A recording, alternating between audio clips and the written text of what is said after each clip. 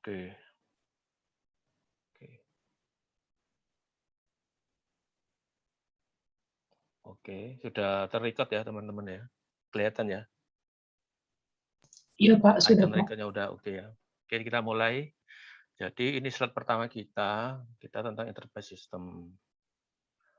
Nah, apa sih implementasi sistem enterprise ya? Atau bahasa Inggrisnya adalah enterprise system implementation. Jadi definisi singkatnya adalah ini ya, suatu proses yang dimulai ya dari suatu keputusan untuk mengadopsi sebuah sistem enterprise ya. Tadi saya sempat sampaikan ya, sistem enterprise itu bukan hanya ERP, bisa juga supply chain dan sistem-sistem besar lainnya ya.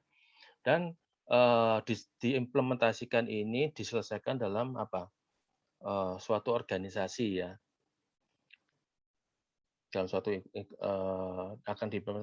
akan diimplementasikan dalam suatu organisasi menjadi sebagai bagian yang tidak terpisahkan dalam sebuah organisasi. Ya, jadi sistem ini akan menjadi kebutuhan mutlak dalam suatu organisasi dalam bekerja. Jadi istilahnya ketika suatu keputusan suatu perusahaan untuk ya saya mau ke depan atau ke depan saya akan menggunakan sistem ERP misalkan seperti itu ya. Maka semenjak proyek itu selesai dan maka ERP itu akan menjadi jantung dari perusahaan. Ya, setiap aspek transaksi di dalam perusahaan itu selalu akan diinputkan ke dalam sistem ERP. Sehingga yang namanya ketergantungan terhadap produk ERP pada waktu itu akan sudah menjadi bersifat harus ya. Jadi ketika ada gangguan misalkan listrik atau misalkan ada gangguan konektivitas, nah hal yang bisa berdampak kepada layanan sistem enterprise, maka akan menyebabkan apa? Sistem akan berhenti, sistem perusahaan berhenti, operasional akan terganggu, ya. Tidak bisa menginputkan transaksi, tidak bisa mencetak bukti, tidak bisa mencetak nota, tidak bisa mengecek report dan seterusnya, ya. Jadi untuk perusahaan besar saat ini tentunya sudah menjadi suatu keharusan ya. IT adalah salah satu komponen untuk menambah daya saing perusahaan.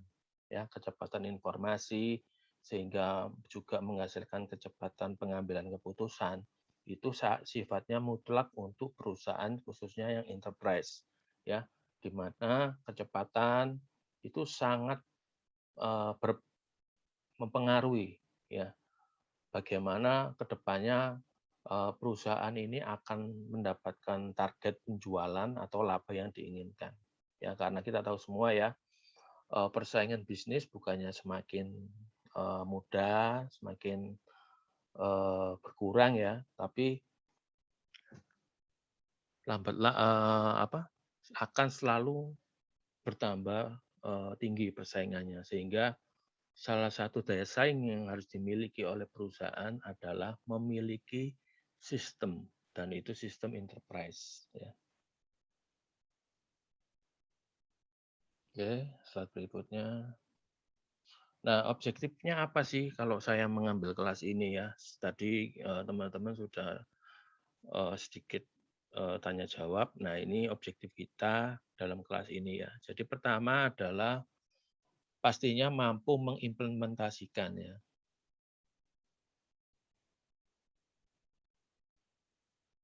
Ya, yaitu mampu mengimplementasikan sistem enterprise langsung ya, able to implement. Jadi apa? Objektifnya adalah praktikal. Kita di sini belajar praktik. Mampu mengimplementasikan sistem enterprise di kelas ESI ini semester ini kita akan mengimplementasikan menggunakan Odoo ya. Nah, kedua adalah mampu mengerti bisnis proses ya. Ini nilai tambah berikutnya. Mampu mengerti bisnis proses khususnya adalah sales, inventory, purchasing, production, dan accounting ya sesuai dengan waktu yang disediakan ya untuk mata kuliah ESI. Nah, berikutnya yang ketiga adalah mampu mengkonfigurasi ya dan juga mengukur implikasinya apa sih konfigurasi ini ya sehingga tercapai ini konfigurasi yang tepat untuk kebutuhan sistem ya. Jadi yang tadi saya bilang bagaimana kita menaruh jiwa perusahaan, jiwa bisnis perusahaan itu ke dalam sistem, itu yang kita kenal seringkali dengan kata-kata konfigurasi ya. Jadi bagaimana kita mengkonfigurasi suatu produk ERP itu yang tadi saya bilang datang dengan bisnis proses standar, datang dengan master data generik, itu kita bisa menaruh jiwa perusahaan di sana. Jadi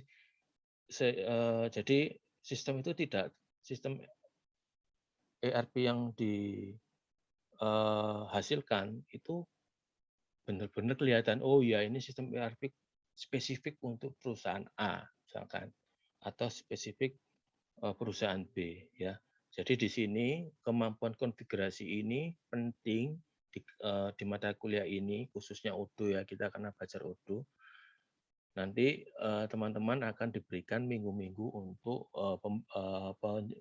ini ya materi untuk menjelaskan fungsi Odoo generik konfigurasinya apa yang bisa dilakukan. Nah itu teman-teman tidak ada salahnya setelah mata kuliah ini mulai belajar ya Odoo itu apa gitu ya.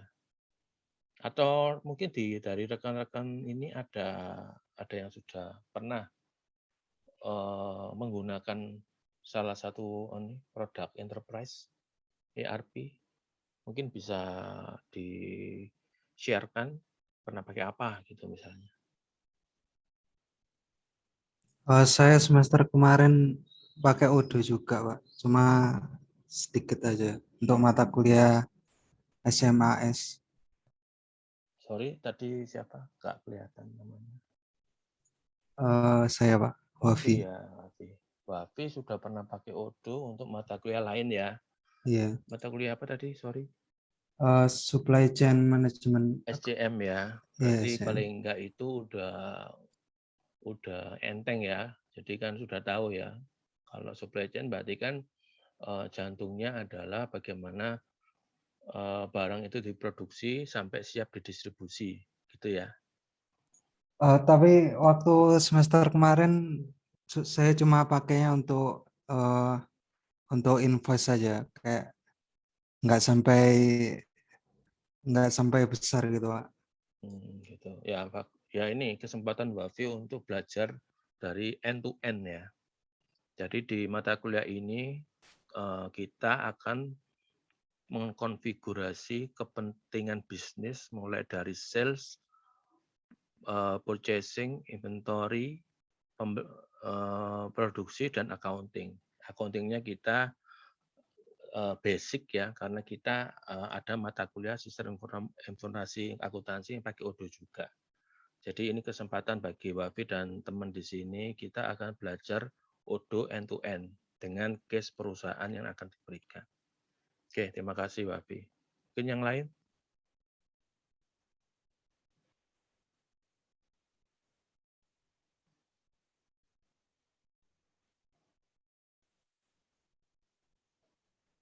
Oke, kalau belum ada, kita lanjut ya.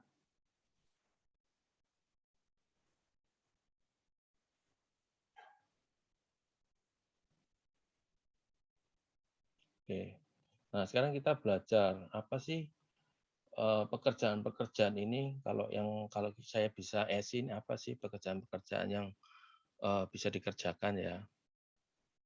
Nah ini salah satu bagian pekerjaan yang IT yang berrelasi dengan kemampuan implementasi sistem enterprise ya. Jadi yang pasti pertama nanti memang di tim kita akan pilih siapa itu project manager ya. Jadi di sini salah satu pekerjaan yang membutuhkan pekerjaan ESI adalah sebagai project manager. Project manager adalah seorang manage ya, seorang yang bisa memanage suatu project. Di sini projectnya adalah implementasi sistem enterprise. Nah nanti akan dibagi kelompok di mana salah satunya dari kalian akan dipilih sebagai project manager ya. Jadi orang yang bertanggung jawab terhadap kesuksesan suatu project. Nah, tentunya kalau project implementasi ERP suatu perusahaan, tentunya pasti Anda perlu basic ini. Basic bagaimana sih kita di mata kuliah ini kita latihan. Ya, memang di sini kita nggak ngasih materinya tidak selengkap project beneran ya. Tapi ini sudah saya siapkan hal-hal yang bersifat harus ya, dokumen-dokumen apa yang harus disiapkan, harus diisi agar project implementasi ini berjalan sukses. Ya, nanti kita lihat dokumen-dokumennya itu apa. Nah, pekerjaan kedua adalah mengenai ekspor dalam bisnis proses ya. Jadi ini related dengan ERP, CRM, SCM ya. Itu nanti kalian itu tidak akan belajar gaduh-gaduh tentunya, harapannya ya. Jadi kalau Anda lihat kacamata Anda mungkin di Indonesia ya, "Loh Pak, mana bisa Pak kerja enggak gaduh-gaduh Pak, wong orang Indonesia suka gaduh-gaduh ya." Gaduh-gaduh itu istilahnya serabutan, ya bisa ini, ya bisa itu, bisa pokoknya semuanya bisa, tapi tawar ya, maksudnya bukan expert. Nah, dalam dunia ERP, kita mengacu pada, ini ya, istilahnya book of knowledge-nya dari, luar negeri ya, karena ERP kan buatan luar negeri semua. Nah, itu untuk level-level produk ERP atau sistem enterprise yang kelas tinggi atau enterprise itu tidak disarankan, benar-benar tidak disarankan memegang lebih dari 2 bidang ya. Jadi misalkan business process expert untuk apa? Sales ya, sales aja. Dia jago end to end dari sales ya, dari sales order, surat jalan, invoice dia jago. Lontok gitu ya istilahnya ya. Tahu semua bisnis proses sales di dunia bisnis chemical, dunia otomotif, dunia perbankan, dunia hospital, dia tahu. Nah, itu namanya expert. Ada orang lain, rekannya, bisnis expert di bagian tertentu, misalkan apa? Finance, ya dia ngelontok finance, ya dia nggak tahu soal sales terlalu banyak, dia tahunya finance tahunya finance untuk bermacam-macam industri. Nah di situ di dunia ERP itu disarankan seperti itu, ya. Jadi tidak campur aduk, tidak gaduh-gaduh gitu ya. Bisa tapi semua. Nah di sini kita belajar juga nanti masing-masing kelompok akan ditentukan spesialisnya di bidang mana-mana aja, ya yang bertanggung jawab. Ya, bukan berarti nanti di sini, oh kamu bagian sales, kamu ngerjain sales tok. Ya enggak ya, kita di sini kan belajar. Jadi pemilihan bisnis proses expert di tim itu hanya sebagai orang yang bertanggung jawab. Kalau kerja ya semuanya kerja. Begitu juga project manager ya. Yang terpilih project manager jangan, wah saya kan project manager ya udah saya suruh-suruh ya. Saya tak benar-benar kayak manajer. Tidak ya. Di sini kita masih belajar supaya tahu ada fungsi project manager, ada fungsi bisnis proses expert. Nah, itu Anda tahu. Tapi dalam mata kuliah ini tetap kita bekerja, rekan-rekan bekerja bersama-sama ya. Enggak pilih-pilih pekerjaan. Nah, ketiga adalah enterprise architect. Nah, enterprise architect ini apa sih? Enterprise architect ini lebih ngomong ke topologi. Topologi jaringan, topologi software, hardware. Jadi lebih seperti itu ya. Kenapa kok ini juga perlu di enterprise system implementation? Karena kita tahu ya, tadi kita bilang kalau sudah kecebur sistem enterprise di perusahaan, sistem itu sudah jadi jantung dari perusahaan. Nggak bisa yang namanya ngadat, nggak bisa namanya ada gangguan. Harus selalu dipikirkan segala sesuatunya, ya baik istilahnya rencana utama, rencana backup, rencana ketiga, semuanya harus dipikir untuk menghasilkan suatu sistem yang berjalan 24 kali 7 kali 365 hari. Istilahnya ini ya, nyala terus. Nah, itu perlu apa? Perlu desain topologi jaringan, kemudian hardware sizing-nya, aplikasi softwarenya, antivirusnya, firewall lah itu urusannya enterprise architect ya. Jadi dia mendesain bagaimana suatu integrasi ketiga kelompok itu ya. Ada infrastruktur, ada hardware, ada software untuk itu, untuk memberikan jaminan layanan ya, supaya sistem tidak down. Nah, itu enterprise architect. Nah, pekerjaan berikutnya adalah fungsional application consultant. Nah, ini temannya dari business process expert ya. Kalau business process expert tadi kan expert di business process ya. Nah, kalau fungsional application consultant ini bagaimana menerjemahkan bahasanya proses business process expert itu ke dalam suatu produk ERP ya. Jadi kalau yang tadi ini business process expert belum ngomong ERP-nya apa ya. Kalau yang di fungsional sudah ngomong produk ERP-nya apa ya. Jadi mereka ini jago. Fungsional application consultant ini jago bagaimana menerapkan bisnis proses yang sudah dibuat oleh bisnis proses expert ke dalam produk ERP masing-masing ya. Jadi fungsional ini juga biasanya enggak gado-gado ya. Jadi kalau pinter SAP ya pinter SAP aja ya. Produk lain dia nggak tahu ya. Kalau yang namanya expert ya.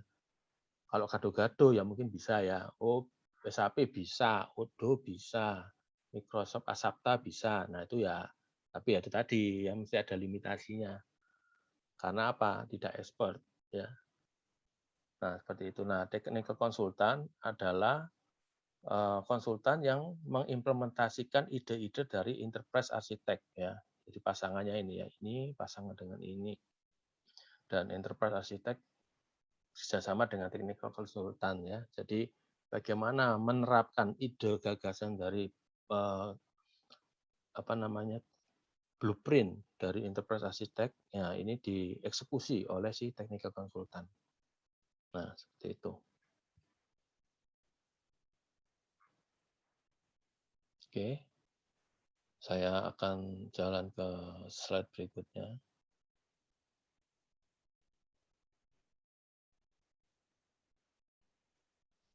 Nah, referensi dan scoring. Nah, ini penting ya untuk diketahui. Jadi referensi adalah menggunakan ini ya, salah satu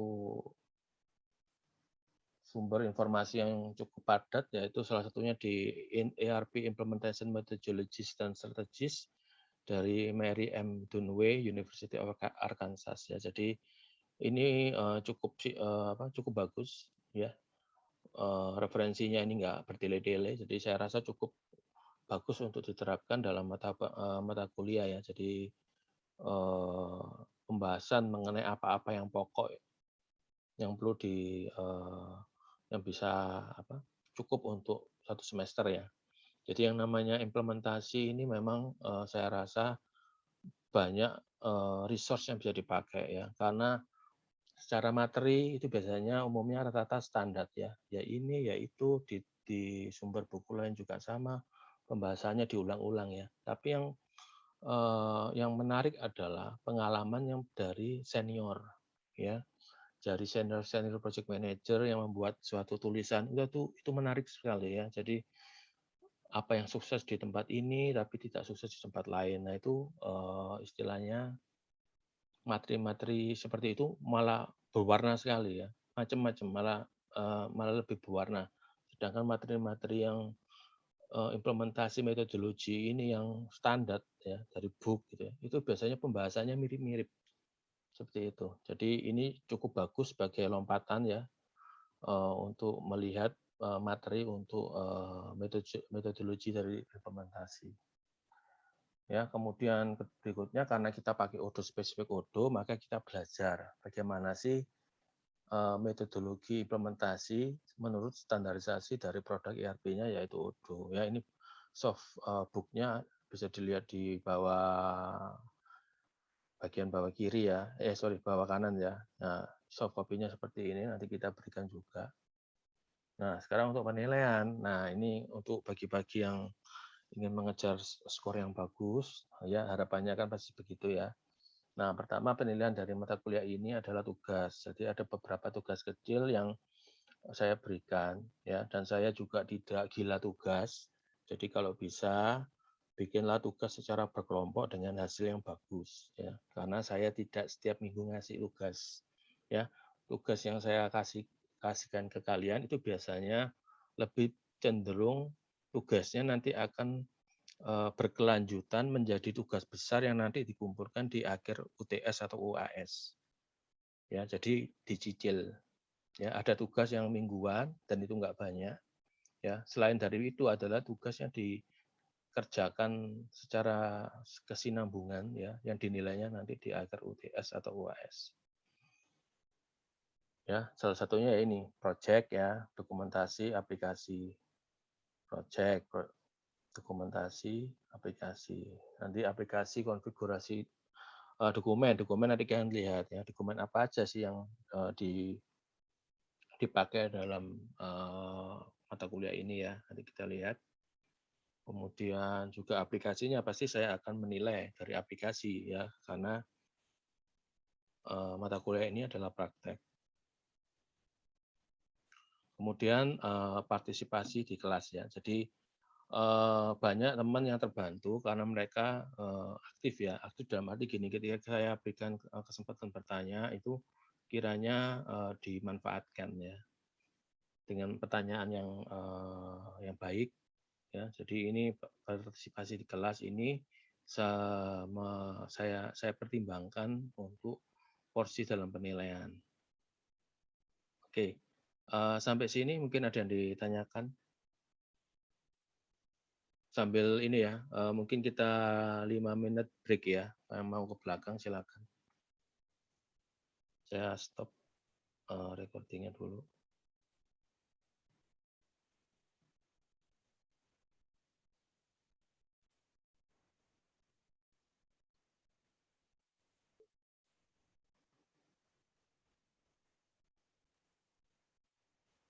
Oke, berikutnya kita akan next slide berikutnya mengenai dokumen and sharing. Tadi kita udah bahas ya. Untuk dokumen perkuliahan nanti akan ditaruh di ULS ya. Kemudian untuk informasi tadi tentang tanya jawab, tentang pertanyaan-pertanyaan bisa disampaikan di grup Facebook tadi ya, yaitu ESI IF Ubaya. Nah, rules-nya itu kalau di kelas online sepertinya rules-nya beda ya dengan kalau kelas kita lagi offline. Jadi rules-nya ya kita sepakat ya untuk kelas kita mulai jam 7 ya. Sabtu jam 7, kemudian rules-nya adalah diharapkan ini ya bisa interaksinya aja yang bagus ya. Jadi gunakan kesempatan ini kita untuk bertanya jawab ya di sela-sela materi yang disampaikan. Bisa menanyakan hal-hal yang mungkin perlu diperjelas ya, atau case by case sesuai dengan tugas yang dimiliki. Kemudian jangan ragu-ragu juga untuk berbagi di forum ya, jadi jangan private ya, tanya aja di forum biar semua tahu, jadi tidak ada yang kok tanya terus ya, enggak, jadi taruh aja di Facebook ya, nanti biar yang lain bisa membaca dan saya jawab di Facebook dan yang lain juga bisa mengikuti. Kemudian rules yang mungkin juga perlu diketahui adalah untuk pengumpulan tugas ya. Jadi kelas kita kan kelas Sabtu ya, jadi jika ada tugas mingguan ya atau tugas apapun itu kalau dikumpulkan minggu depannya hari Jumat ya. Paling lambat adalah hari Jumat minggu depannya jam 9 malam. Ya. Jadi tolong dicatat atau diingat setiap ada pengumpulan tugas dikumpulkan Jumat minggu depannya paling maksimal jam 9 malam ya. Nanti dengan formatnya nanti yang saya sampaikan di waktu pemberian tugas. Jadi nanti di-emailkan aja ya, di-emailkan ke alamat email yang saya tulis di chat ya.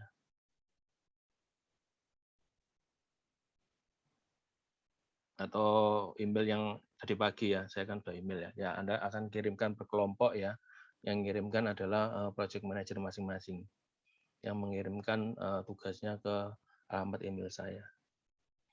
Kemudian di setiap sesi kita ada break ya, break 5 menit ya.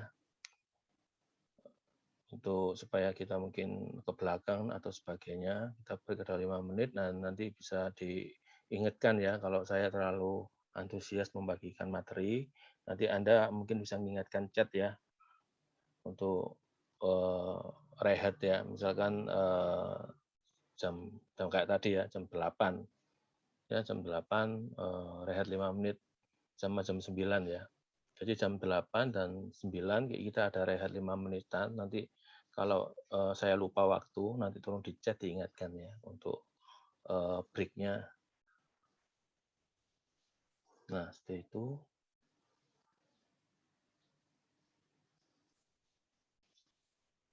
Nah, mungkin itu ya, sederhana aja. Nah, ini tolong dicermati ya. Ini adalah timeline kita selama 1 semester. Jadi ada 1 sampai 13, saya nggak tahu ini spesifikasinya apakah harus ini minggu pertama, kedua, dan seterusnya, enggak ya. Jadi ini cuma aturan mainnya aja 1 sampai 13 poin. Ya, jadi ini kita targetkan 14 pertemuan ya. 14 pertemuan. Jadi nomor 1 kan hari ini ya. Jadi kita lihat di kolom materi ya. Kolom materi kita ada Introduction to SI ya. Ini hari ini kita akan belajar apa sih pengetahuan terhadap SI ya. Nanti di luar sesi kelas secara praktik Anda bisa mulai mempelajari ya aplikasi SI, yaitu misalkan Odoo, Anda mulai baca-baca ya. Karena tugasnya pertama minggu ini yaitu Anda harus menganalisa fitur aplikasi SI yang dipilih ya. Jadi seragam aja nanti aplikasi SI-nya adalah Odoo gitu ya. Jadi dikumpulkan di hari Jumat depan. Untuk kelompok nanti saya akan bagi ya. Jadi ada sebagian kelompok yang sudah saya tentukan dan sisanya nanti kalian bisa berunding untuk ngelengkapin ya. Jadi ini dikerjanya per kelompok sudah. Jadi tugasnya dikumpulkan hari Jumat depan masing-masing kelompok. Ya nanti saya infokan di Facebook ya. Untuk kelompoknya sudah fix ini nanti tinggal dilengkapi. Ya, kemudian minggu berikutnya kita masuk ke materi fase implementasi. Kita belajar fase implementasi itu apa aja sih isinya, ya.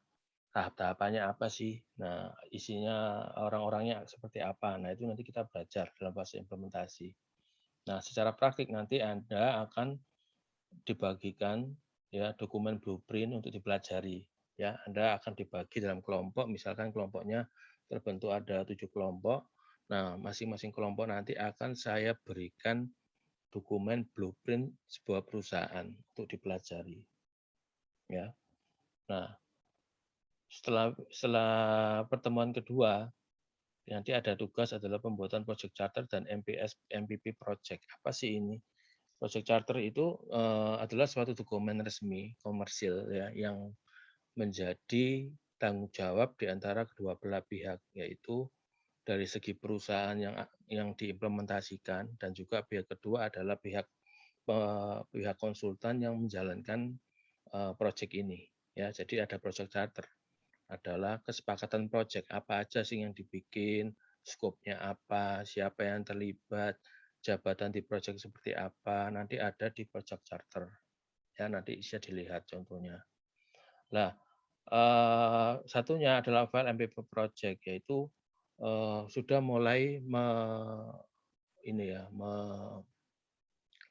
membuat planning kira-kira dalam tahapan proyek ini tanggal-tanggalnya kapan saja, butuh beberapa hari, butuh berapa lama, berapa orang, dan sebagainya. Nanti Anda diberikan file MPP project, di situ Anda bisa mainkan ya. Jadi di sini Anda akan diberi template ya, jadi Anda tidak bikin dari nol karena kan Anda belajar. Jadi Anda diberi contoh, nah di situ dari contoh Anda akan coba buat dengan topik perusahaan yang dipilihkan ya. Jadi Anda koreksi, Anda lengkapi file-file ini ya. Jadi project charter ini file dokumen biasa, MPP project ini file Microsoft Project. Jadi Anda tinggal desain ya. Nah, di kolom fase project ya, pada pertemuan kedua itu seolah-olah kita sudah menjalankan project kick off, yaitu project berjalan ya, mulai berjalan, start ya. Jadi nanti yang dihasilkan adalah file dokumennya ini ya, project charter dan Microsoft Project Charter. Jadi kalau Anda lihat di kolom fase proyek ini, sebetulnya mata kuliah ini adalah membawa Anda ke fase project beneran ya, mulai dari project kick off ya, kemudian analisa, development dan validasi, sampai training, sampai sistem itu go live ya. Jadi kalau Anda mengikuti tiap minggu di mata kuliah ini, sebetulnya misinya adalah membawa Anda pelan-pelan memulai suatu project dari tahapan yang paling awal, dari project kick off sampai nanti UAS adalah seolah-olah kita udah go live system. Sistemnya udah ready, sudah didesain masing-masing tim, dan ini sudah bisa dipakai oleh perusahaan. Nah, seperti itu ya. Jadi itu kita lihat dari kolom fase proyek. Ya. Kemudian pertemuan ketiga kita baru ngomong sales blueprint. Kita mulai ngomong, oh sales itu apa, blueprintnya itu seperti apa. Kita lihat ya, kebutuhan di sales itu apa sih? Kita lihat materinya ya. Jadi ini generik. Jadi ini saya akan membawakan materi sales dan blueprint. Jadi sales itu materinya apa, ya. Terus kita untuk sebagai modal Anda memahami blueprint sales yang diberikan, ya. Setelah Anda review, ya toh, business requirement sales yang diberikan, contohnya apa? Oh, perusahaan A itu ternyata dia jualan di 3 cabang. Nah, itu sudah business requirement. Berarti sales-nya ini harus bisa dicatat di dalam 3 wilayah misalkan. Misalkan penjualannya itu produk ini itu udah mulai kelihatan ya. Nanti Anda bikin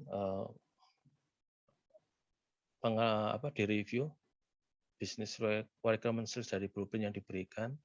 Nah, nanti ini akan jadi bab business requirement sales ya. Tadi Anda lihat, di situ ada babnya, bagian requirement kebutuhannya apa-apa sih. Nah, itu sudah di-list semua. Dan di situ Anda boleh mengkoreksi. Ya, sebab blueprint yang saya berikan itu adalah hasil karya juga dari kakak kelas kalian. Jadi Anda boleh memberikan koreksi kalau misalkan apa-apa yang dibahas di blueprint itu kayaknya nggak ada itu di Odoo misalkan seperti itu. Anda bisa koreksi. Ya, jadi ketika Anda diberi dokumen, Anda bisa mengkoreksi.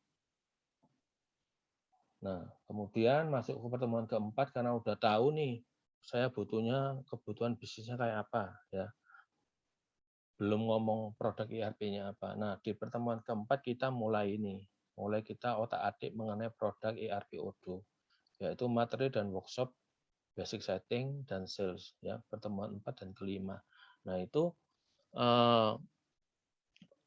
bagaimana fitur-fitur sales itu akan nanti diberikan secara generik ya, dan manfaatnya nanti apa.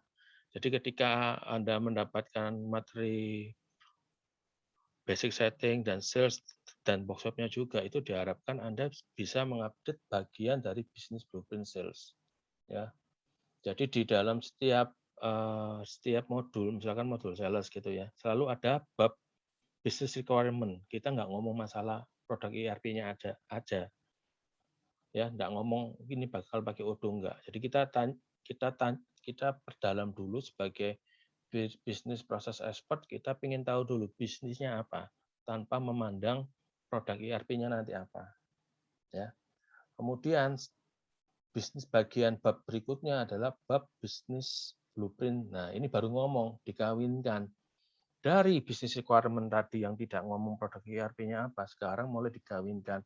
oh solusi di Odo-nya itu kayak begini. Nanti ada terminologi misalkan salesman. Nah, salesman ini dipakai untuk mengcover apa? Nah, ini baru ngomong di bagian business blueprint ya. Baru ada integrasi dengan produk ERP yang dipakai dengan Odoo. Nah, itu nanti babnya adalah blueprint sales. Nah, jadi di sini nanti sama. Nanti di supply chain juga sama, ada business requirement supply chain, ya, ada business blueprint supply chain. Finansial juga sama. Kita ngomong dulu pembahasan tentang requirement bisnisnya apa, baru kita ngomong kawinnya dengan Odoo seperti apa di bab bisnis financial blueprint. Nah, seperti itu ya. Oke, sampai sini ada yang ditanyakan dulu sampai pertemuan kelima.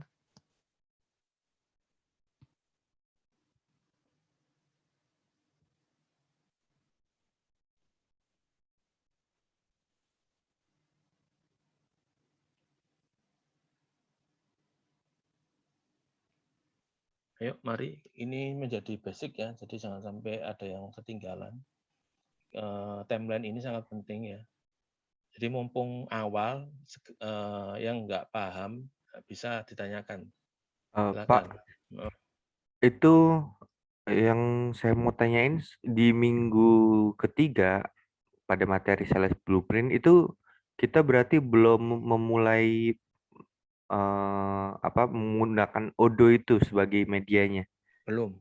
Itu masih materi dari saya tentang sales bisnis ya, bukan produk ERP ya. Sales bisnisnya itu kayak apa? Sales itu ya. Nah, di situ menjadi modal dasar Anda untuk melakukan praktik, yaitu Anda mulai mereview kan bisnis requirement di dokumen Anda itu, Anda mulai mereview kira-kira perlu dikoreksi enggak buatan kakak kelas Anda. Ya, jadi benar belum ngomong Odoo. Odoo-nya baru ngomong di bagian seperti bagian materi dan workshop itu baru ngomong Odoo. Karena apa? Ada relasinya dengan apa? Bagian bisnis blueprint dokumennya. Berarti minggu ketiga itu waktu untuk diskusi antar kelompok ya, Pak? Materi itu, tujuan Iya, utamanya untuk materi materi dulu. itu di. Jadi Oke. belum ada pekerjaan Odoo. Ya, pekerjaan Odoo setelah pertemuan keempat dan kelima. Pak, terima kasih. Ya, jadi itu ya bagus pertanyaannya. Jadi harus jelas ya. Karena ada beberapa orang yang kayak kelas kemarin itu baru saya itu setelah dia menuliskan penilaian ini ya, penilaian akhir UTS atau UAS ya. Dia bingung tujuan mata kuliah ini apa loh? Kok ketinggalan gitu ya? Maksudnya kalau memang nggak jelas dari awal, memang enak lebih langsung disampaikan ya. Jadi di timeline ini mempersenjatai Anda untuk praktik ya dengan dukungan materi juga supaya tidak ngawur ya. Jadi di sini kalau Anda lihat banyak praktiknya ya. Dan praktiknya itu menggunakan Odoo. Oke, mungkin yang lain mau bertanya? Jadi untuk blueprint Anda udah dikasih, nggak usah buat, tinggal mengedit kalau diperlukan diedit.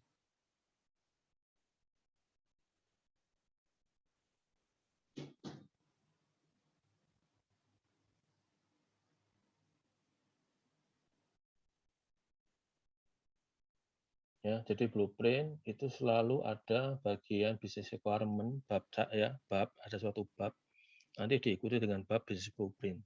Ya, saya ulangi lagi ya. Bab business requirement itu hanya menjelaskan bisnis, ya, tidak menjelaskan produk ERP. Ya, jadi benar-benar pure Anda sebagai pendengar mendengarkan omongan dari narasumber Anda catat. Ya, poin-poin yang sistematisnya Anda catat. Nah, itu namanya kelompok bab business requirement.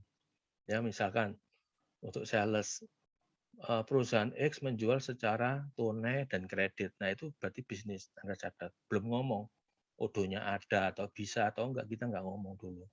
Ya. Nanti di blueprint baru kita ngomong, oh di Odoo business requirement cara pembayaran tunai atau kredit itu ada fitur di Odoo dengan menggunakan ini. Nah, itu namanya blueprint. Sudah bisnis blueprint, mengkawinkan kebutuhan bisnis dengan produk ERP. Oke, kita lanjut ya. Kalau sudah tidak ada pertanyaan lagi, bisa ngikutin ya. Nah, pertemuan ke-6 sudah mulai sama ya, diulang-ulang, yaitu kita mulai masuk pembahasan supply chain. Ya, jadi kita ngomong materi supply chain, saya memberikan materi supply chain dulu supaya memperkaya Anda di blueprint. Setelah itu Anda mereview, ya, kemudian diedit-edit jika diperlukan. Nah, di minggu ke-78 baru kita menggunakan workshop ya, Odoo. Di sini gunanya apa? Supaya kalian bisa mengupdate bisnis blueprint modul supply chain kalian. Ya, contohnya apa? Di business requirement supply chain, misalkan dijelaskan bahwa di perusahaan A itu banyak memiliki beberapa gudang. Ya, ada gudang barang jadi, ada barang setengah jadi, ada bahan baku. Nah, ketika masuk menu minggu pertemuan 7 dan 8, kita mulai melihat apa sih terminologi yang bisa digunakan untuk mencatat definisi-definisi gudang tadi. Nah, itu baru berarti kita harus paham nih Odoo. Makanya sebelum Anda mengupdate, kita berikan materi dulu sama workshop supaya tahu Odoo itu kayak apa sih karakteristik organisasi dari warehouse-nya. Nah, seperti itu. Ya, kemudian Anda setelah dapat materi, Anda baca blueprint-nya, Anda koreksi-koreksi, Anda aplikasikan ke Odoo, nanti Anda bisa melakukan koreksi di dokumentasi blueprint-nya. Ya, kemudian pertemuan 9 mulai masuk materi finansial blueprint, ya sama mulai diulang ya prosesnya, di review business requirement-nya dari masing-masing jenis blueprint-nya. Pertemuan 10 mulai materi dan workshop ya. Jadi Anda mulai mengupdate. Ya, jadi kalau Anda lihat rentetan di sini di pertemuan ke-10 ya, pertemuan 11 itu Anda sudah punya suatu sistem Odoo secara terintegrasi ya. Mulai dari sales, mulai supply chain sampai finansial itu sudah terintegrasi. Ya, sehingga masuk ke minggu 11 ada workshop untuk key user training. Ya, jadi gunanya untuk memastikan bahwa desain sistem yang Anda buat itu diterima oleh key user. Apa key user? Nanti kita lihat apa sih definisi key user. Ya. Kemudian setelah key user approval, wah ya ini semuanya flow udah beres, sistemnya udah sesuai dengan jiwa perusahaan, bisnis perusahaan.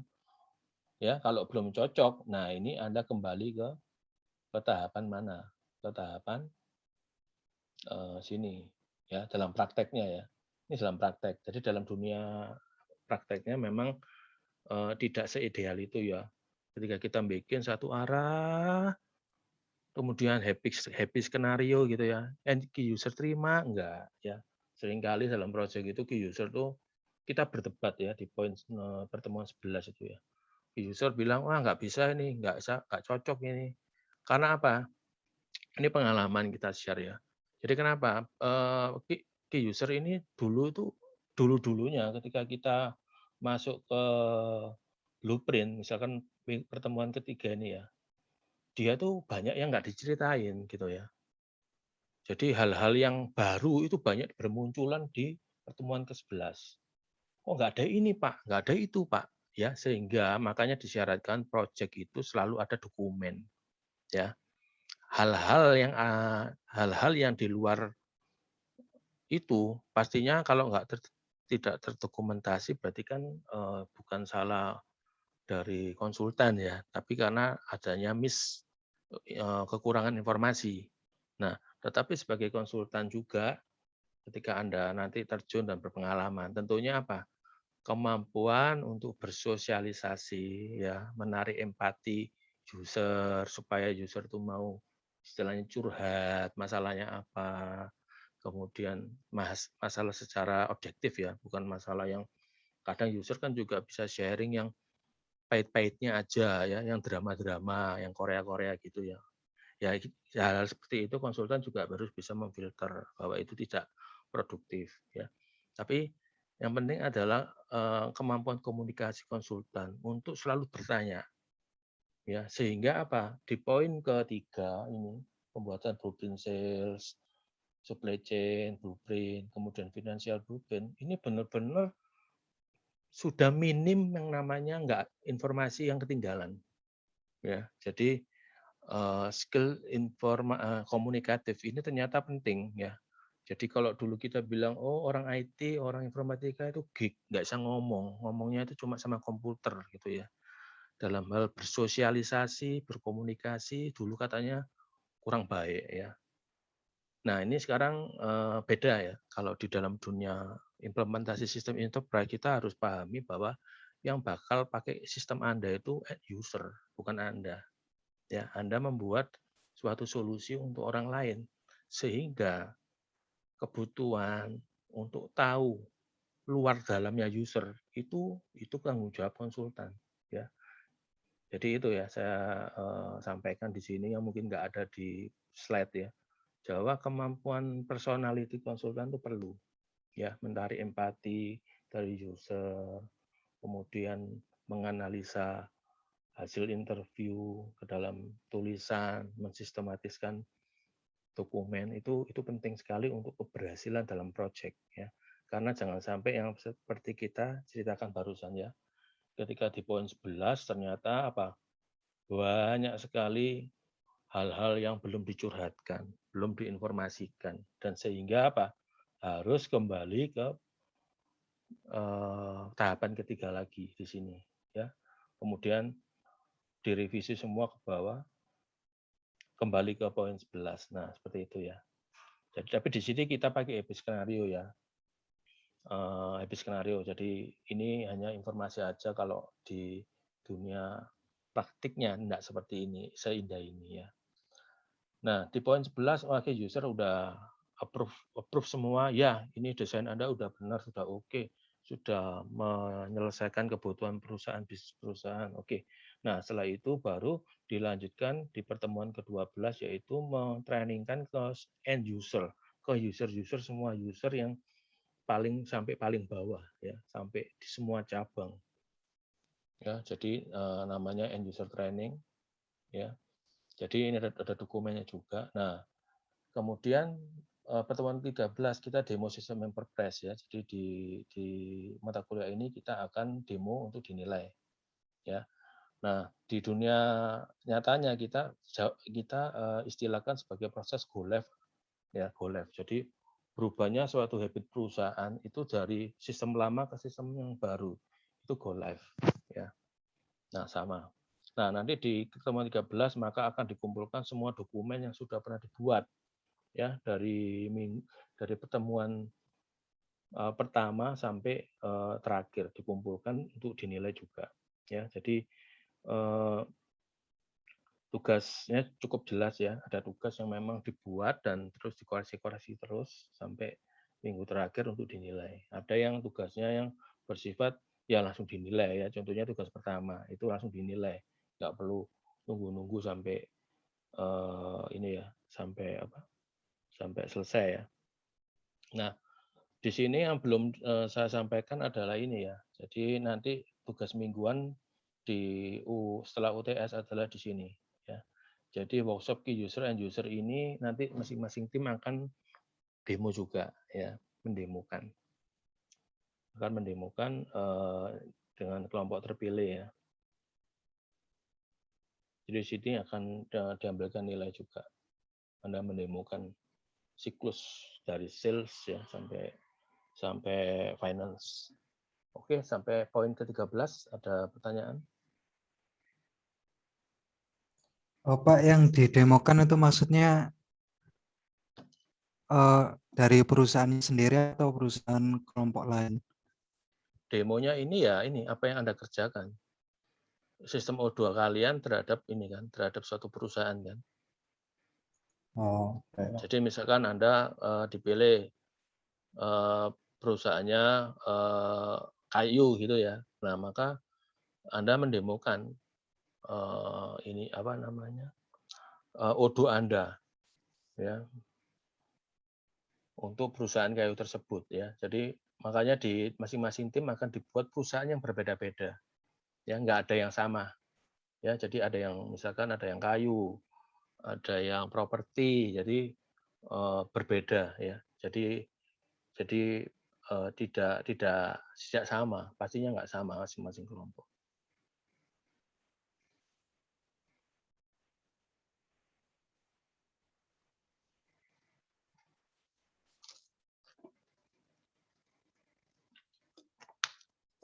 Oke, kalau ada lagi nggak? Jadi ini ya intisari pertemuan kita.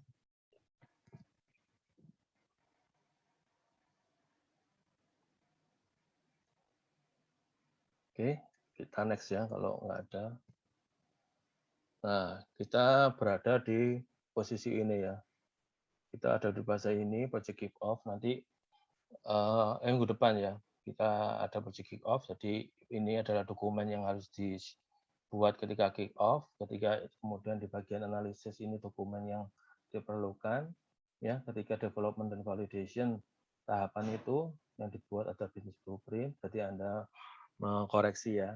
Training, kita menyiapkan dokumen user acceptance, dan sampai go live. Ini menjelaskan tentang tahapan project dan di mata kuliah ini dan dokumen apa yang harus disiapkan. Nah, ini ya. Ini sama seperti tadi, saya overview, kira-kira modelnya kayak apa sih Pak?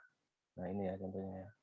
Nah ini project charter, ya. Jadi isinya tentang overview, ngapain sih project ini dijalankan. Nah misalkan gitu ya, deskripsi, jelaskan.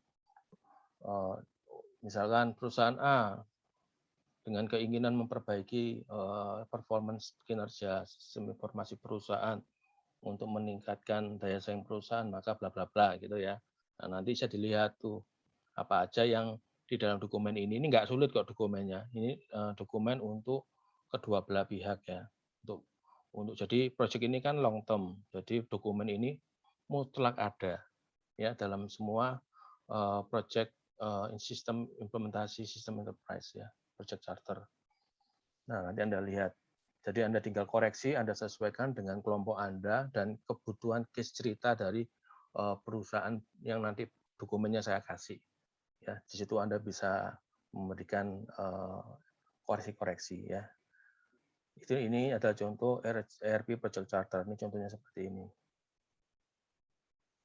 Kemudian kalau project atau MPP ya sama ya. Anda pasti pernah ya bikin pakai akses ya. Jadi dari semua tahapan fase dan kebutuhan pekerjaannya apa itu kita breakdown.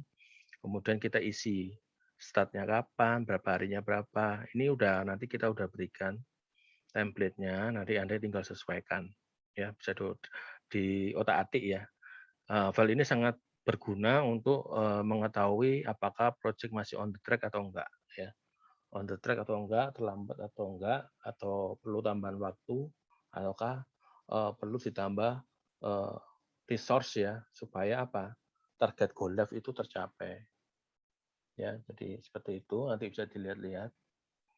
Nah, kemudian dokumen berikutnya di bagian analisis kita ketemu blueprint ya. Nah, kayak gini nanti. Nah, ini ada bab namanya business requirement. Nah, ini dicontoh dijelaskan perusahaan ABC Egypt ini ya, joint venture dengan ini atau local company. Nah, boleh diceritakan perusahaan ini memproduksi apa macam-macam kan. Nah, nanti ini dibaca. Di sini juga sudah kelihatan ya produknya apa. Misalkan ini ternyata dia menjual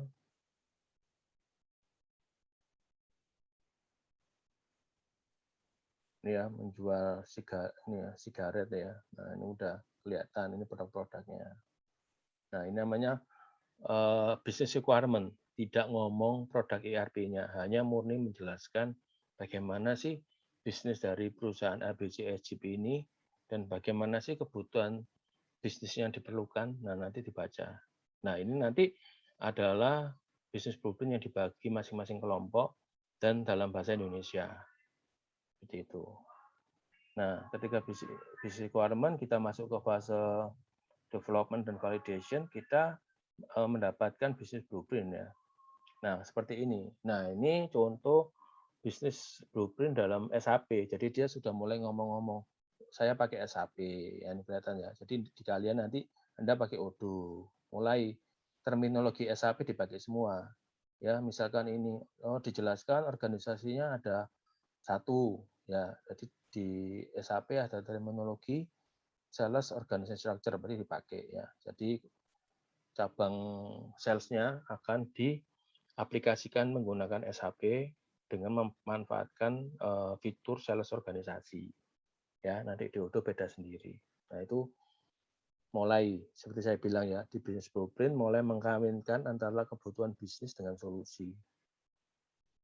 Nah, masuk ke training nanti Anda mulai bikin user acceptance test ya. Apa sih itu? Itu suatu dokumen ya yang menjelaskan end to end ya. Misalkan contohnya penjualan gas gitu ya. End to end-nya apa sih? Bikin SO, kedua ini, ketiga ini. Nah, itu semua nanti akan diinputkan ke dalam sistem secara berurutan. Ya, nanti diisi menunya apa, ya, kemudian inputannya itu apa, kemudian nomor dokumen yang dihasilkan sistemnya berapa. Misalkan nomor SO ABCDE. Kemudian yang menjalankan siapa. Nah, ini dicatat dalam suatu dokumen ini nanti diberikan juga. Nah, bersama dengan statusnya. Oh, oke, error atau enggak. Nah, kalau error berarti kan harus diperbaiki. Nah, jadi dokumen ini adalah mengkonfirmasi bahwa bisnis flow penjualan dari end to end itu mulus lancar sesuai dengan kasus perusahaan. Ya, jadi dokumen ini nanti akan di-approval oleh semua yang terkait baik user ya maupun oleh pihak konsultan. Nah, jadi ini juga mengkonfirmasi bahwa pekerjaan konsultan ini sudah selesai, perlu diperbaiki atau belum selesai. Nah, kemudian masuk ke go live adalah ya ini ya waktu yang ditunggu-tunggu ya. Jadi semua dokumen nanti ini akan dikumpulkan untuk sebagai penilaian dari UAS ya, UTS UAS ya. Oke. Oke. Dari sini ada pertanyaan?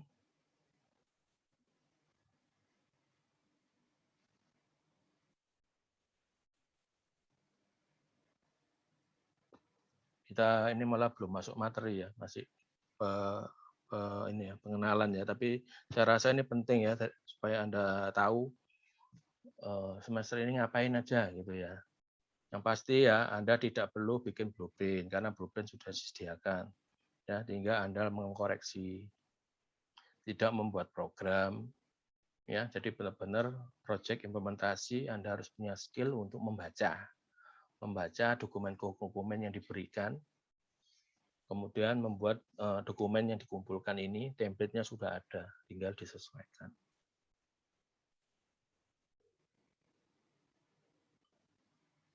Oke, saya lanjut ya, enggak ada. Nah, ini ya, kita masuk definisi ya, enterprise system dan aplikasi oleh John Wiley and Son ini ya, 2013. Ya, jadi enterprise system itu pastinya adalah aplikasi yang bersifat besar ya. Bersifat besar ya yang mendukung bisnis proses, information flow, reporting dan data analysis dalam suatu organisasi yang kompleks ya. Jadi benar-benar didesain untuk keperluan bisnis yang besar di mana kebutuhan informasi juga sangat besar ya.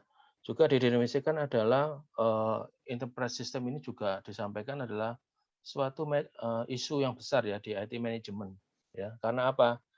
Benar-benar berpotensi untuk meningkatkan baik net revenue maupun net income ya. Jadi saya sampaikan tadi kenapa kok penting karena memang sekarang sistem enterprise ini merupakan salah satu penambah daya saing perusahaan ya. Jadi kecepatan informasi semuanya itu hari-hari ini itu istilahnya ketinggalan satu kedipan mata aja itu sudah ada yang cuan gitu ya bahasanya ya. Jadi itu tadi ya, informasi interpret system ini sangat penting ya. Dan yang sangat menarik sekali juga sekarang informasi ini ternyata tidak informasi yang cuma ke dalam ya. Kalau interpret system ini yang saya tahu masih ngomongnya ke dalam, ke internal perusahaan ya. Jadi belum banyak berkompetisi dengan data-data eksternal terhadap pesaing ya. Nah, itu sekarang menarik ya, sosial media ya, banyak orang-orang sekarang ini gampang sekali ya menginformasikan hal-hal yang tidak penting, tidak perlu ya, dan kadang-kadang bersifat rahasia. Ya, jadi istilahnya itu agent ya. Rahasia-rahasia perusahaan itu sekarang ini ada agentnya ya. Jadi istilahnya kayak bisnis analis gitu ya. Jadi dia menganalisa data-data dari luar. Ya, sekarang untuk bersaing itu ternyata tidak hanya perfect secara internal, secara perusahaan ya, tapi juga harus perfect juga mengetahui rahasia-rahasia perusahaan lain, perusahaan-perusahaan lain. Nah, itu saat ini juga sangat perlu ya untuk bersaing, tidak hanya bagus lengkap dari sisi informasi internal, tapi juga harus ada banyak integrasi dengan data-data dari luar, khususnya terhadap pesaing. Seperti itu. Jadi itu ini ya, pengembangan sehari-hari ini seperti itu. Sudah tidak cukup lagi ngomong internal perusahaan, data-data dari internal, tapi juga dari luar, ya dari statistik, dari data-data ini ya, laporan keuangan yang dipublish karena TBK ya, perusahaan terbuka. Nah itu semua data dari luar di-grab semua, diambilin semua. Ya, kemudian saya lanjutkan, ini mengintegrasikan banyak hal, tapi di sini kita di kelas ini kita beberapa aja ya. Jadi ada accounting, ada finance, marketing, HR, dan operation ya. Jadi HR tidak kita kupas di sini. Di kuliah ini kita hanya membahas untuk sales, kemudian supply chain, dan accounting. Nah ini ya. Beberapa tipe utama dari enterprise system ya, paling terkenal, paling sering dipakai di perusahaan adalah ERP, Enterprise Resource Planning ya. Kemudian juga ada supply chain management, spesifik ke supply chain ya, jadi interaksi dengan vendor. Kemudian CPF, FR, Collaborative Planning Forecasting and Replenishment, jadi ini seperti supply chain, tapi lebih strong di perencanaan, forecasting dan replenishment secara kolaboratif ya. Jadi lebih intens antara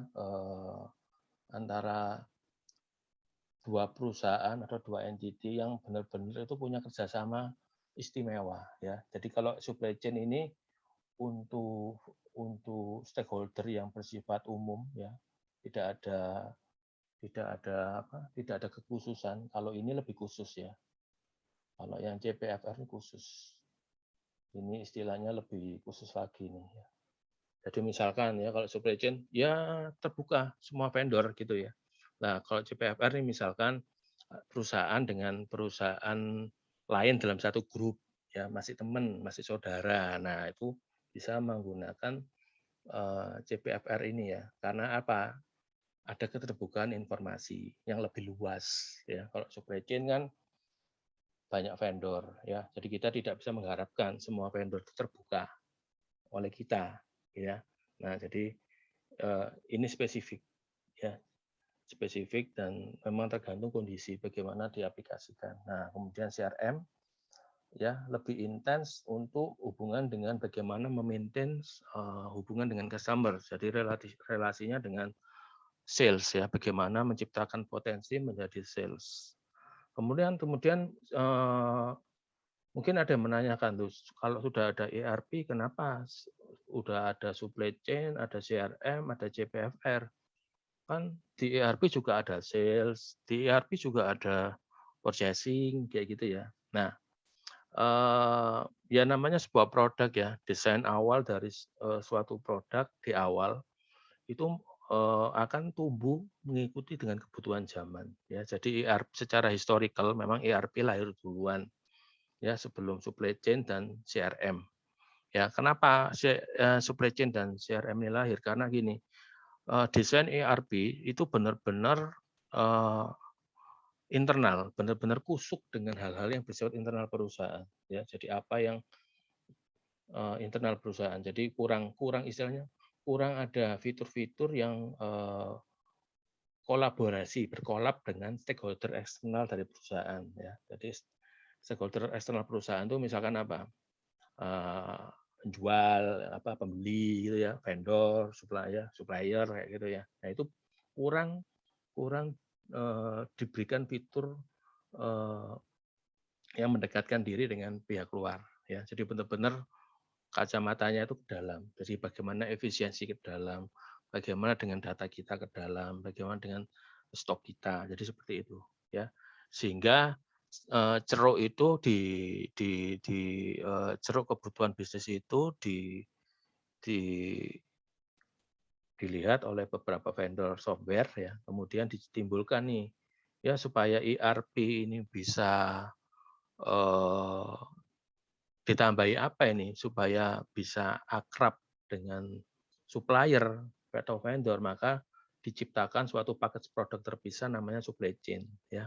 Jadi lebih dekat, diberikan fitur-fitur yang lebih advance ya daripada ERP yang bisa membuat interaksi perusahaan dengan vendor itu lebih intens ya. Misalkan messaging-nya, misalkan pembuatan PO-nya bisa matic dan sebagainya. Nah, itu di supply chain. Begitu pula dengan customer ya. Customer selalu ingin diistimewakan sekarang lah, bagaimana supaya bisa seperti itu, maka dikembangkan CRM ya. Jadi CRM ini melengkapi ERP juga dengan hubungannya dengan pihak customer. Jadi apa yang diistimewakan ya, manajemen kontak ya, manajemen potensi user potensial itu semuanya di CRM ya. Sedangkan di ERP itu lebih adalah benar-benar customer ya, sudah benar-benar jadi customer. Yang namanya potensi customer masih calon-calon customer itu nggak di-maintain. Nah, maintainnya di CRM ya. Jadi ada produk seperti itu terpisah. Nah, tapi ERP yang kekinian itu sudah built-in ya. Sudah built-in.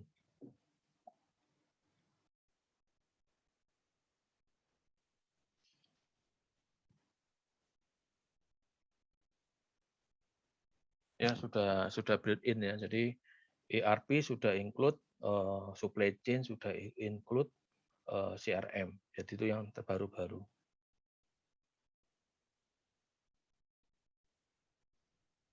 Nah, ini ya, kita masuk ke slide berikutnya tentang implementasi sebuah enterprise system ya. Jadi implementasi enterprise system itu pastinya kompleks ya. Pastinya kita tahu ini pastinya kompleks. Ya, kompleks, menghabiskan waktu ya. Kemudian yang pastinya adalah membutuhkan perusahaan konsultan ya, eksternal. Jadi di sini kalian akan berperan sebagai seorang konsultan. Ya.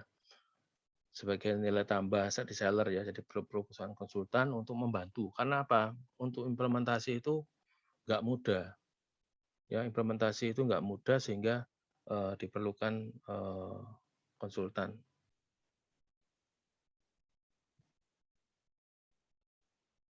Kemudian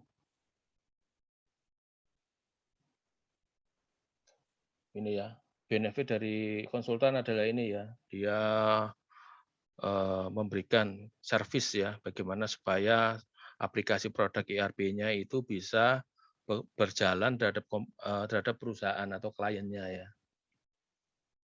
Jadi yang namanya konsultan harus tahu produk ya, sehingga itu di sini kita belajar Odoo ya, kita harus tahu Odoo ya. Oleh sebab itu sebelum kita masuk ke dalam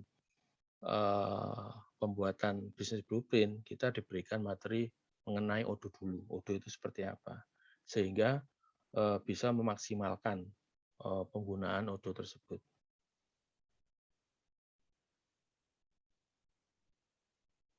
Nah, ini ya beberapa alasan mengapa perusahaan itu memigrasikan sistemnya ke enterprise system.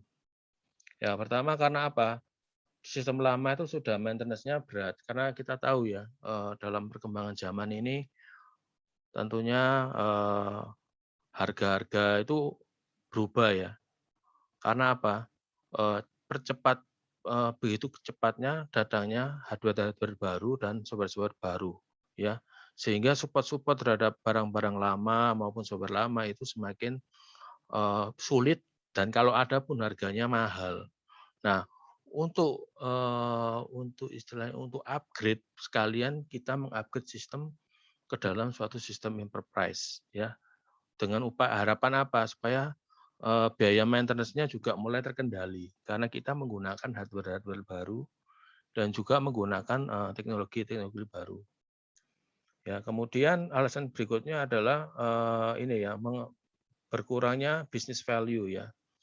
Jadi sebelumnya perubahan terjadi kita tentunya kan menggunakan sistem lama ya yang sudah dipakai bertahun-tahun dan secara fitur sudah sangat ketinggalan zaman sehingga apa terjadi banyak biaya-biaya yang tidak terduga ya dan juga maintenance-nya berat jadi ini berkorelasi dengan sebelumnya sehingga apa perusahaan lebih direpotkan dengan memelihara sistem ya jadi eh, fokus fokus perusahaan juga nggak memikirkan bisnisnya saja, tapi juga mikirin software-nya.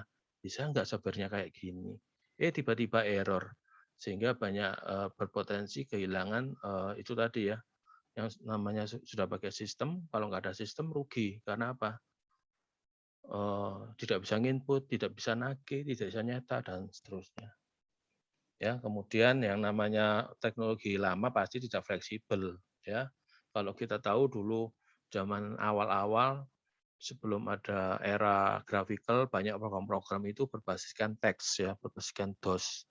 Mungkin Anda udah nggak tahu tuh DOS itu apa ya. Jadi generasi sebelum Windows itu beralih ke mode grafik itu DOS ya. Jadi kalau dulu-dulu ya di toko-toko kayak Alfamart dan toko-toko lama-lama itu interface-nya itu teks ya. Jadi benar-benar tampilannya itu kayak game model kuno. Jadi kaku banget, tidak ada grafisnya, benar-benar pure grafis ya. Jadi tidak fleksibel.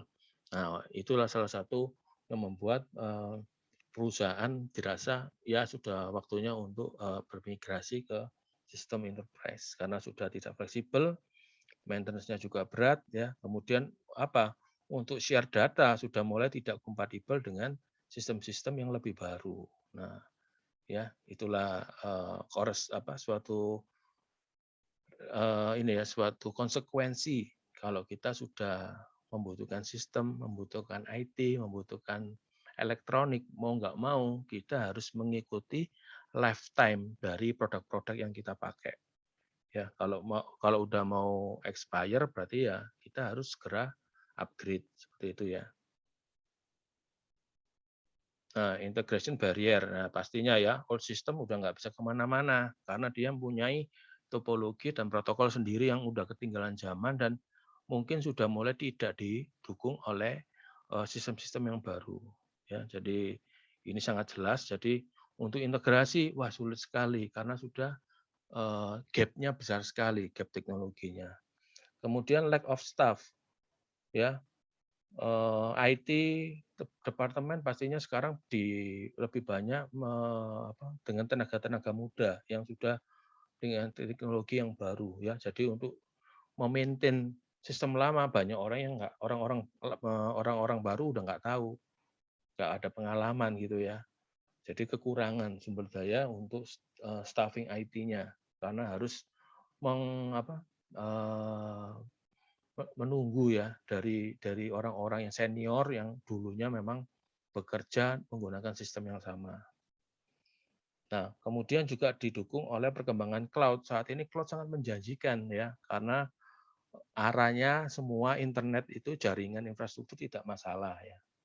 Lebih murah, lebih cepat, 5G, lebih bisa menggunakan ukuran data yang lebih besar, bergiga-giga ya, dalam satuan detik. Nah, maka cloud ini menjadi opsi sekarang. Dulu nggak opsi ya, karena jaringan masih mahal, masih putus-putus ya, khususnya Indonesia ya.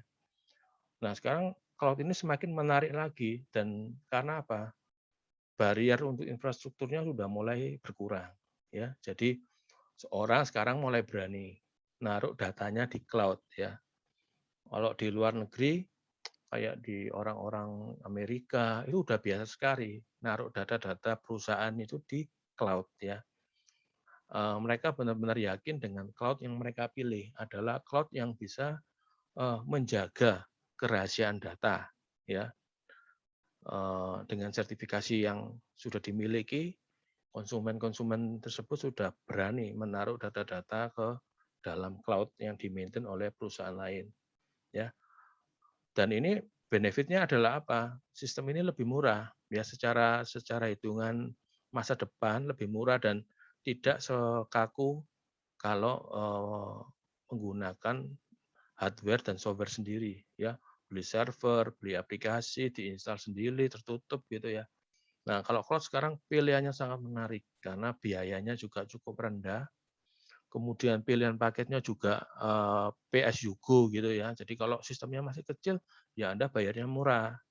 Nanti kalau data Anda sudah mulai grow dan user Anda sudah mulai banyak, kemudian harganya akan mengikuti kenaikannya mengikuti dari itu. Jadi menarik sekali ya. Jadi aplikasi-aplikasi ERP pun semua yang baru-baru semuanya based on cloud ya. Ada opsi cloud. Jadi seperti SAP for HANA itu sudah cloud ya. Terus Microsoft ASAP Dynamics juga on cloud ya. Cuma di Indonesia aja masih ada pilihan untuk diinstal di lokal perusahaan. Ya, masih ada pilihan itu untuk memberikan pilihan untuk perusahaan-perusahaan yang masih nggak yakin dengan infrastrukturnya jaringan ya, dan juga untuk kerahasiaan data itu masih diberikan opsi bisa on premise namanya ya. Jadi bisa diinstal di lokasinya sendiri dengan harga yang lebih mahal dari cloud. Nah, seperti itu ya.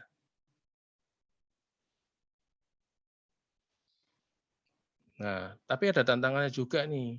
Kalau kita implementasi itu ada tantangannya. Karena apa?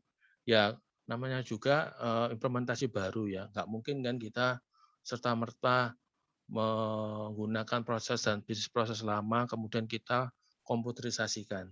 Ya, maka diperlukan bisnis proses redesign, diredesain ulang ya. Khususnya saat ini bisnis proses perubahannya benar-benar luar biasa ya. Sejak ada eranya smartphone, Android ya, semua proses-proses itu pengennya itu semuanya dipercepat, dipermudah. Nah, sehingga apa? Bisnis proses yang dulu-dulu ya, yang masih semenjak sebelum adanya kayak smartphone itu sudah dianggap lama dan tidak bisa mengakomodir tuntutan bisnis saat ini. Ya, sehingga implementasi sekalian bisnis prosesnya diredesain, disimplify, dimaksimalkan, diefektivitaskan. Ya, kalau bisa apa yang bisa diotomatis maka akan diotomatis ya. Nah, perubahan ya, tantangannya perubahan. Ya, perubahan ya karena apa? Sistem melibatkan people ya. Jadi seringkali beberapa pengajar ya selalu bilang aspek ada tuh PPT ya. People ya, kemudian bentar ya PPT ya. Saya lupa ya. People sama teknologi ya. P-nya ini apa? Saya lupa. Jadi people ini selalu terlibat ya dalam setiap perubahan. Jadi ketika ada perubahan pasti ada challenge ya, bagaimana membuat suatu transisi perubahan itu berhasil. Nah, di beberapa proyek implementasi itu diselipkan juga yang namanya change management. Ya, jadi ada orang-orang yang memiliki skill change management itu dilibatkan dalam proyek implementasi supaya proses transisinya ini lancar ya, bagaimana memotivasi orang, bagaimana membuat orang itu tidak defense ya, dengan sistem lama itu lebih enak. Ya, pasti di alam pikirnya ya karena itu yang kamu bisa gitu ya. Nah, kemampuan orang mengajak orang untuk belajar itu nggak gampang ya, apalagi kalau sudah kerja. Ya beda kalau yang mahasiswa memang kerjaannya kan belajar ya. Tapi kalau orang sudah bekerja itu biasanya belajarnya sudah mulai ditinggal ya. Mereka melakukan sesuatu itu secara berulang-ulang ya. Sehingga kalau tidak menyempatkan waktu untuk belajar ya ketika suatu saat ada perubahan sistem dan diminta untuk belajar, nah itu mereka bertahan ya. Dengan alasan biasanya yang paling sering adalah mengagung-agungkan program lama ya. Sehingga intinya ya apapun caranya supaya saya tidak belajar. Nah, seperti itu. Itu pun juga terjadi di dunia kerja. Maka perubahan ini diperlukan ya suatu proses transisi untuk ke proses yang baru. Nah, ketika ada sistem baru tentunya kadangkala implementasi itu tidak bisa merubah semua sistem yang ada di perusahaan sekaligus. Ya, sehingga masih dibutuhkan yang namanya integrasi untuk sistem-sistem lain yang belum diganti secara langsung, diganti gradual ya. Maka harus ada integrasi antar sistem informasi supaya mendapatkan satu sistem informasi yang terpusat. Nah ini ya, jadi beberapa misguide soal ekspektasi ya. Jadi ekspektasi orang implementasi sistem, wah pokoknya nanti pasti lebih bagus gitu ya. Ternyata ekspektasi itu tidak semuanya benar ya, karena ada beberapa syarat yang harus dipahami ya. Jadi pertama, misalkan ini, jadi perubahan itu hanya merubah seperti komputerisasi ya. Ya, jadi kalau perusahaan itu tidak merubah bisnis prosesnya, hanya seperti ganti kulit ya dari sistem lama pakai program baru, tetapi tidak ada efisiensi atau optimasi untuk jalan-jalan yang tidak efektif ya, pekerjaan-pekerjaan yang tidak efektif. Jadi hanya sebagai istilahnya ganti kulit ya. Dulu pakai program A, sekarang pakai program B. Ya, dulu pakai program lama prosesnya 10 langkah, di program baru juga 10 langkah. Nah, itu tidak ada optimasi ya. Jadi itu harapan yang keliru ya kalau implementasi tapi nggak sekaligus bisnis prosesnya diperbaiki. Jadi harus dilakukan bersamaan. Kalau enggak nanti nggak terasa hasil implementasinya itu kayak apa. Ya. Kemudian yang sering juga adalah karena kurangnya pemahaman itu eksekutif perusahaan dan IT dalam perusahaan itu kadang-kadang tidak punya waktu yang cukup ya untuk melakukan pemilihan dan analisis untuk fase implementasi ya karena mungkin hanya ya terserahlah sama project manager konsultannya aja dan kita ngikut ya padahal apa yang tahu habit perusahaan yang tahu kemampuan research perusahaan adalah orang perusahaan ya jadi konsultan ya sebagus-bagusnya orang konsultan tetap butuh kerjasama dengan sisi internal perusahaan ya di sisi ini adalah eksekutif dan juga khususnya IT manager ya. Kemudian karena menyepelekan jadi sering tidak terlibat dengan fase-fase training maupun edukasi ya karena kesibukan, karena capeknya ngurusin kerjaan sehari-hari yang sudah capek. Nah, ini abai ya. Jadi meremehkan kalau ada diminta datang training atau edukasi pemaparan apa tidak hadir. Nah, itu yang perlu dihindari. Ya, kemudian nah ini seringkali implementasi itu urusannya orang IT ya. Padahal yang namanya perubahan sistem enterprise ini kena ke semua lini ya. Baik IT sendiri secara khusus maupun orang lain ya, orang dari departemen sales, dari marketing, dari finance semuanya kena. Jadi tidak boleh mengkhususkan bahwa proyek ini tanggung jawabnya orang IT. Ya, sebab ini dampaknya adalah semua orang dalam perusahaan ya, sehingga yang benar implementasi itu adalah proyek perusahaan ya, bukan proyek IT. Khusus IT, tapi proyek perusahaan ya. Kemudian tidak dipromosikan dari top down ya, jadi apa yang namanya perubahan itu nggak bisa ya kalau nggak melibatkan top. Ya, top ini top ke bawah, top manajemen dari atasan ke bawahan. Jadi top manajemen harus benar-benar juga terlibat ya, memberikan promosi kepada tim ini untuk benar-benar bisa memberikan push ya, semangat kepada semua orang di perusahaan untuk benar-benar mengikuti dan mendukung proyek implementasi ya. Nggak bisa dibayangkan kalau dalam satu proyek habis mendukung kemudian top manajemennya nggak sibuk, nggak ada waktu, nggak pernah monitor gitu ya. Nah itu nggak bisa karena yang benar itu harus dipromosikan dari top dari top ke bawah. Ya. Kemudian bad project manager ada juga ya. Kemudian ini implement ini kan pastinya menghasilkan perubahannya sangat banyak ya dari sisi user. Ya jadi ya itu tadi diingatkan lagi bahwa karena perubahan yang sangat besar terhadap suatu sistem, maka para manajer ini harus benar-benar mengefektifkan untuk melakukan perubahan ya, membuat suatu kondisi yang baik di lingkungan masing-masing, di lingkungan departemennya masing-masing, supaya apa? Implementasinya lancar ya. Jadi nanti kalau kalian memang pernah suatu saat ke depan terlibat dalam proyek beneran, nanti Anda akan ketemu dan itu nanti Anda akan diingatkan di slide ini ya. Ketika Anda masuk, Anda ditolak. Tolaknya ya secara halus ya. Anda minta data, dikasihnya lama. Anda tanya, orangnya diam. Nah, nanti Anda akan ingat slide ini ya.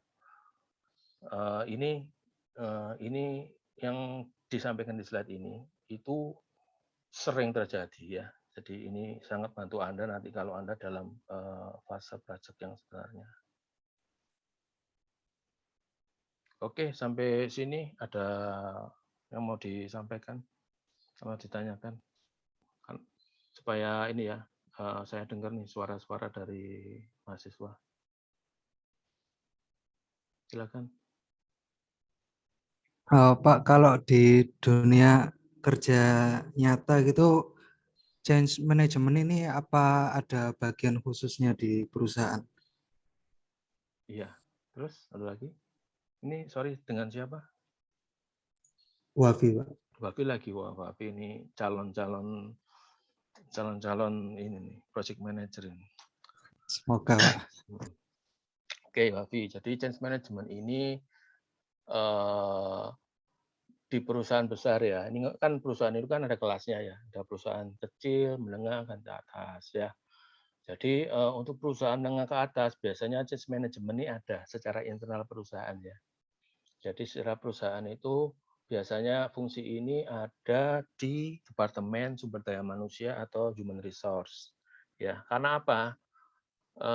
Terutama saat-saat ini ya, kita ketahui ya, perubahan itu kan sangat cepat.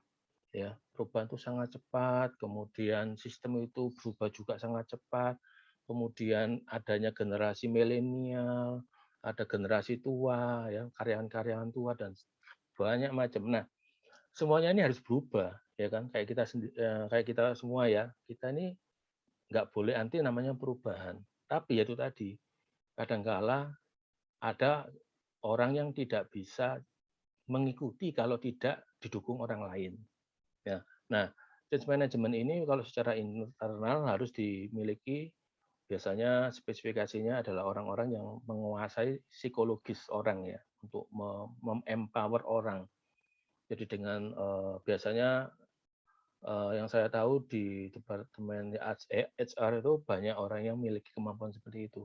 Ya, jadi bagaimana mengajak memberikan secara ini ya, secara soft skill ya, bagaimana mindset-nya untuk dirubah, bagaimana mengikuti perubahan. Karena hal yang baru, ya rata-rata tidak banyak orang suka hal yang baru ya, untuk hal-hal yang serius. Beda dengan hal-hal baru yang terkait entertainment, ya misalkan film baru, lagu baru, kemudian HP baru. Nah itu nggak usah change management, itu matic. Semua orang mau berubah. Ya. Tapi untuk hal-hal yang serius ya seperti ganti aplikasi perusahaan, kemudian ganti proses, kemudian orang itu harus berpindah dari fungsi A ke B, Nah, itu enggak gampang. Nah, sehingga change management diperlukan dan biasanya ada di HR di perusahaan-perusahaan besar. Tapi kalau misalkan tidak tersedia dalam proyek implementasi biasanya bisa ditambahkan konsultan untuk change management, ya. Dan biasanya ini non IT, setahu saya orangnya ini yang terlibat di change management ini malah bukan orang IT, ya. Karena spesifikasi change management ini harus benar-benar orang yang punya pengalaman berhubungan dengan human, dengan orang, ya. Bagaimana mengorangkan orang, katanya gitu. Change management itu mengorangkan orang. Jadi orang yang sabar gitu ya, orang yang bisa apa? Istilahnya kayak psikiater gitu ya, bisa mendengarkan orang sampai orang itu terbuka, kemudian orang itu mau belajar mencoba, kemudian sampai sampai suatu titik dia percaya, trust ya, bahwa apa yang disampaikan message untuk perubahan itu memang memberikan positif. Jadi gitu, Wafi. Jadi ada, tapi tidak semua perusahaan ya. Tapi kalau misalkan perusahaan tidak menyediakan, konsultan juga ada, change management. Ya, Pak. Gitu. Ya, terima kasih. Saya mau tanya lagi, Pak. Sebenarnya seberapa sering sih perusahaan ini melakukan perubahan enterprise system? Atau seberapa lama perusahaan itu menggunakan satu produk enterprise system yang sama? Ya, untuk waktu ininya memang nggak ada ini ya, harus by survei ya. Saya belum pernah belajar, belum pernah baca secara khusus untuk hal itu. Tapi yang pasti kita bisa bedakan antara pengguna sistem enterprise baru dan lama. Jadi untuk pengguna sistem enterprise baru, itu berarti kan perpindahan dari sistem yang sangat sederhana, lompat ke sistem yang sangat kompleks kan. Nah itu biasanya di-trigger oleh top management. Jadi kita nggak tahu, ya. Misalkan dari Excel, kemudian lompat pakai ERP. Nah itu keputusan diambil dari top management dan kita nggak bisa memastikan. Ya, jadi kesadaran top management itu biasanya muncul karena di-drive oleh kompetitor, ya kan? Kemudian bisa di-drive oleh objektif perusahaan karena punya objektif visi dan misi yang baru. Jadi itu tidak bisa diprediksi, ya. Tapi untuk pengguna sistem enterprise yang lama, ya ini berdasarkan pengalaman ya, itu yang pasti bergantinya ini tidak hanya berganti brand, tapi juga upgrading ya. Upgrading misalkan apa? Sudah pakai SAP ini, ya kan? Udah jalan ini, tiba-tiba SAP-nya di versi ini udah expire, Anda harus upgrade. Ya, nah upgrade itu sendiri tidak seperti Anda upgrading sistem di Android, ya tinggal update, klik update, hanya semudah itu. Enggak bisa. Di sistem enterprise untuk upgrading juga levelnya project, ya karena metodologi upgrading-nya juga cukup kompleks dan tidak mau berandai-andai dengan sistem yang lama, ya. Jadi kalau kita kan ya udahlah tinggal di upgrading sistem Windows, upgrading rusak ya wes gitu ya. Nah, kalau data perusahaan nggak bisa, ya. Jadi walaupun ada upgrading itu tidak boleh berinteraksi dengan server produksi dulu, nggak boleh. Sampai di testing yakin dengan skenario yang dipilih, baru dia melakukan upgrading. Biasanya upgrading-nya itu menunggu hari libur. Ya, misalkan hari kalau Indonesia ya nunggu hari libur yang agak panjang, misalkan Lebaran gitu ya. Nah itu digunakan untuk upgrading sistem produksinya. Ya, jadi itu biasanya yang ngikutin lifetime dari produk ERP ya. Ada yang lifetime-nya 10 tahun, berarti ya kurang lebih 10 tahun mesti upgrading. Ada project upgrading kayak gitu ya. Kemudian kalau pindah brand. Pindah brand tentunya ya biasanya hampir setara dengan fasenya ini, life cycle-nya suatu produk ya. Ada Ada juga ERP itu, produk ERP itu yang karena kita nggak salah pilih juga ya, itu bangkrut misalkan kayak gitu ya. Produknya bangkrut, kemudian tidak ada penerusnya. Nah, mau nggak mau hari kan kita harus pindah ke brand lain. Nah, kurang lebih gitu ya. Jadi ya kurang lebih anggap aja lah rata-rata rata-rata ya antara 5 sampai 10 tahun ya. Rata-rata setiap 5 sampai 10 tahun. Gitu, Fabi. Iya, Pak.